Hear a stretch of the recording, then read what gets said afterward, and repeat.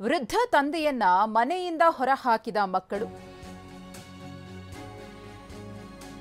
ಚಿತ್ರದುರ್ಗದಲ್ಲಿ ಆಗಿರುವಂತಹ ಘಟನೆ ಇದು.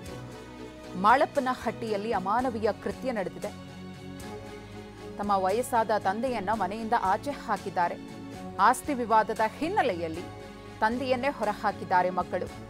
ನೆಲೆ ಇಲ್ಲದೆ 82 ವರ್ಷದ ವೃದ್ಧ ಬಸಪ್ಪ ಪರದಾಡಿದ್ದಾರೆ.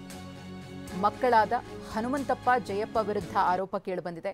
ಹಲವು ವರ್ಷಗಳಿಂದ ವೃದ್ಧಾಶ್ರಮದಲ್ಲಿದ್ದ ಬಸಪ್ಪ ತಂದೆ ಮನೆ ಬಳಿ ತೆರಳಿದ್ರೂ ಕೂಡ ಮಕ್ಕಳು ಸೇರಿಸಿಕೊಂಡಿಲ್ಲ.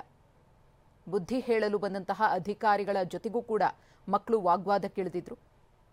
ಗಮನಿಸ್ತಾ ಇದ್ದೀರಿ ಯಾವ ರೀತಿಯಾಗಿ ತಂದೆಯ ಪರಿಸ್ಥಿತಿ ಇದೆ ಅಂತ ಹೇಳಿ. ಮಕ್ಕಳು ನಮ್ಗಾಗ್ತಾರೆ ಅಂತ ಹೇಳಿ ತಂದೆ ತಾಯಿ ಕನಸು ಕಟ್ಕೊಂಡಿರ್ತಾರೆ. ಆದರೆ ಇಂಥ ಮಕ್ಕಳಿಂದ ತಂದೆ ತಾಯಿ ಬದುಕು ಬೀದಿಗೆ ಬೀಳ್ತಾ ಇದೆ ಇತ್ತೀಚಿನ ದಿನಗಳಲ್ಲಿ.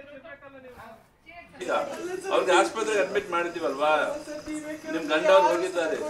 ಇರ್ಲಿ ಇರ್ಲಿ ಇರ್ಲಿ ಬಿಡ್ರಿ, ಅಳಬಾರ್ದು ಬಿಡ್ರಿ, ಅಳಬಾರ್ದು. ಯಾಕೆ ಕಳ್ತೀನಿ? ಈಗ ಆರಾಮಾಗಿ ಬಿಡ್ರಮ್ಮ.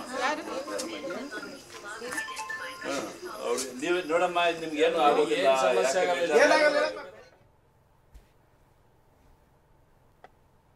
ನಾನು ಏನು ಚೆನ್ನಾಗಿಲ್ಲಪ್ಪ, ಏನಿಲ್ಲಪ್ಪ, ವಯಸ್ಸಾತು ಏನಪ್ಪ, ಕಣ್ಣು ಕಾಣೋದಿಲ್ಲ.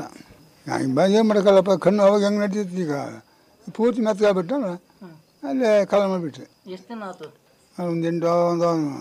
ಒಂದು 10 ವರ್ಷ, 8-9 ವರ್ಷ ಆಯ್ತು. 8-9 ವರ್ಷದಿಂದ ಹೊರಗಡೆ ಇದ್ರಿ. ಮಕ್ಕಳು ಯಾರು ನೋಡ್ಕೊಂತಿದ್ದಿಲ್ವಾ? ಇಲ್ಲಪ್ಪ. ಮತ್ತು ಊಟ ತಿಂಡಿಗೆಲ್ಲ ಏನು ಮಾಡ್ತಿದ್ರಿ? ಇನ್ನು ಭಿನ್ನತೆ ಭಿಕ್ಷೆ ನನ್ನ ಪರಮಾತ್ಮ ಕೊಡ್ರಪ್ಪ, ಊಟ ಕೊಡ್ರಿ ಶಿವ. ಏನಪ್ಪ ಸುಳ್ಳು ಇರ್ತಕ್ಕಂಥ ಹೊಟ್ಟೆ ಕೆಟ್ಟದ್ದು ಪರಮಾತ್ಮ. ಊಟ ಪಾಠ ಹೋಗಂದ ಅಪ್ಪ ಕೊಡ್ರಮ್ಮ ಕೊಡ್ರಣ್ಣ, ಜೀವನ ಹೊಟ್ಟೆ ಕೆಟ್ಟದ್ದು ಬಂದಂತ.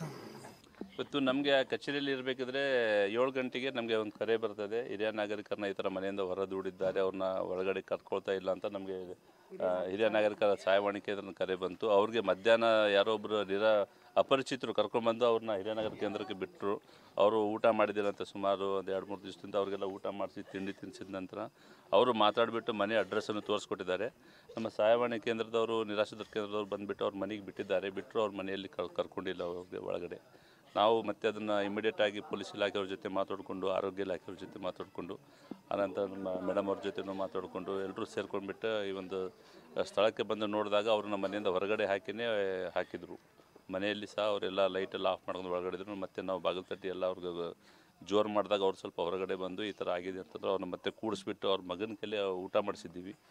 ಅವ್ರ ಮಗ ಹೇಳ್ತಾರೆ, ಇಲ್ಲ ನಮ್ಮದು ಕೌಟುಂಬಿಕ ವಿವಾದ ಇತ್ತು, ಇಲ್ಲೊಂದು ಆಸ್ತಿ ವಿವಾದ ಇತ್ತು, ಹೀಗಾಗಿಬಿಟ್ಟು ಅವರು ಯಾರ ಪಲ್ಲೇನೂ ಇರ್ತಾ ಇದ್ದಿಲ್ಲ. ನಮ್ಮ ಅಪ್ಪಾಜಿ ಅವರು, ನಾವು 3 ಜನ ಮಕ್ಕಳು, ಹೆಣ್ಮಕ್ಳು ಇದ್ದಾರೆ ಅದರಲ್ಲಿ, ಯಾರ ಹತ್ರನೂ ಇರ್ತಿದ್ದಿಲ್ಲ. ಹಿಂಗಾಗಿ ನಾವು ನೋಡ್ಕೊಳ್ತಾ ಇದ್ದಿಲ್ಲ ಅಂತ. ಈಗ ಅವರೆಲ್ಲೋ ಅನಾಥಾಶ್ರಮದಲ್ಲಿ ಇದ್ರಂತೆ ಮೊದಲು.